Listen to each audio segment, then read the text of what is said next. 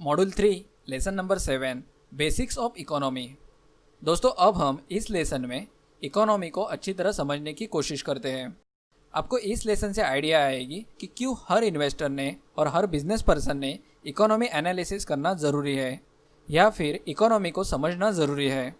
Business person में वो लोग भी रह सकते हैं जो बिजनेस की स्टडी कर रहे हैं, तो उन सभी स्टूडेंट्स के लिए भी इकोनॉमी एनालिसिस इम्पॉर्टेंट है। इकोनॉमी एनालिसिस से उनकी करियर ग्रोथ बहुत अच्छी हो सकती है, क्योंकि इकोनॉमी समझ में आने से उनकी अंडरस्टैंडिंग लेवल बाकी लोगों से अच्छी रहेगी। तो चलो समझते हैं इकोनॉमी को। हम में से हर कोई इकोनॉमी से जुड़ा हुआ है और इकोनॉमी के लिए सबसे ज़रूरी हम लोग हैं, जैसे कि आप, मैं और बाकी सब लोग। हम जो भी ट्रांजैक्शन करते हैं, यानी कि खरीदना और बेचना, जैसे कि हम प्रोडक्ट्स खरीदते हैं, सर्विसेज खरीदते हैं और इसमें पैसे इन्वॉल्व रहते हैं, तो इन सब कंजम्पशन एक्टिविटीज़ को हम उस जगह की इकोनॉमी बोलते हैं। जब इकोनॉमी बूम करती है तब ऐसा बोला जाता है कि उस कंट्री में ट्रांजैक्शन बहुत ज़्यादा हो रहे हैं, यानी कि बहुत ज़्यादा वॉल्यूम में पैसे की लेन देन हो रही है। और अगर ट्रांजैक्शन कम हो रहे हैं तब उस जगह की इकोनॉमी ख़राब चल रही है, यानी कि उधर के लोग इंटरेस्टेड नहीं है प्रोडक्ट्स खरीदने के लिए और बेचने के लिए। अगर दुनिया में सब जगह पे ज़्यादा ट्रांजैक्शन हो रहे हैं तब ग्लोबल इकोनॉमी अच्छी है, ऐसा माना जाता है। और इंडिया में ज़्यादा ट्रांजैक्शन हो रहे हैं तो इंडियन इकोनॉमी अच्छी है, ऐसा माना जाता है। चलो अब इसे सिंपल एग्जांपल से समझते हैं। अभी तो आप आसानी से समझ सकते हैं, क्योंकि कोरोना वायरस का इम्पैक्ट। अभी ज़्यादा ट्रांजैक्शन नहीं हो रहा है, यानी कि बेचना और ख़रीदना कम हो गया है, क्योंकि लोग बाहर नहीं निकल रहे हैं, तो जो ज़रूरी चीज़ें हैं उसका ही ट्रांजैक्शन हो रहा है। तो इसकी वजह से इकोनॉमी गिर रही है।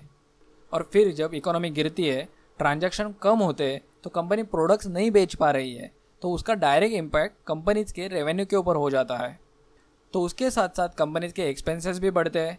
तो एक्सपेंसेस कम करने के लिए कंपनीज एम्प्लॉयज़ को निकालती है।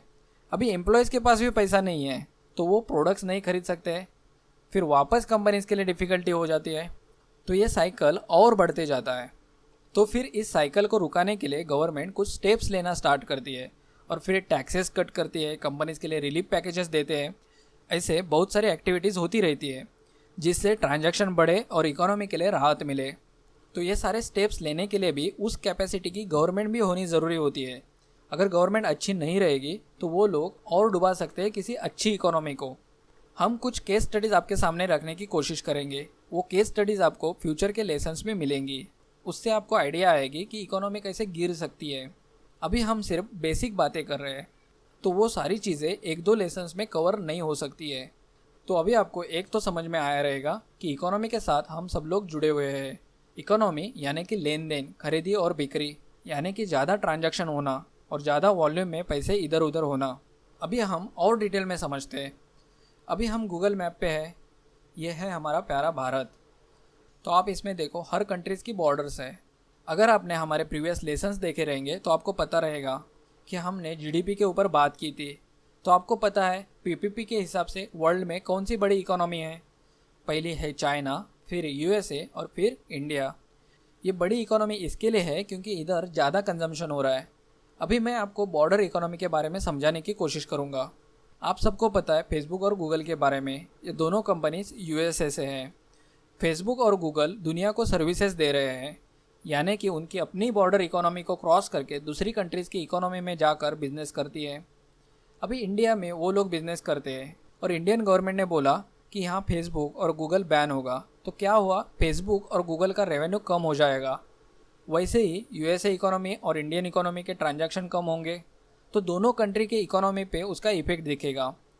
तो इकोनॉमी में ऐसे बहुत सारे फैक्टर्स रहते हैं, वो देखने इंपॉर्टेंट होते हैं। आप सभी को पता है अभी इंडिया ने टिकटॉक बैन किया। तो इकोनॉमिक टाइम्स के रिपोर्ट के हिसाब से टिकटॉक को $6 बिलियन का बिजनेस वैल्यूएशन में लॉस हुआ है। तो आपको पता है ये कितने पैसे होते हैं, अराउंड 45,000 करोड़ रुपीज़। तो इससे हम डायरेक्ट चाइना को टारगेट करते हैं क्योंकि इसका इफेक्ट चाइना को होगा। हमारी भी बहुत सारी कंपनीज बाहर की कंट्रीज़ में बिजनेस करती है। तो इसीलिए इकोनॉमी को समझना बहुत इंपॉर्टेंट है। और इकोनॉमी को जब तक डिटेल में नहीं समझेंगे तब तक बिजनेसेस को समझना बहुत डिफ़िकल्ट हो जाएगा। अलग अलग इकोनॉमी में अलग अलग अपॉर्चुनिटीज़ रहती है, तो इसीलिए इकोनॉमी को समझना बहुत इंपॉर्टेंट है।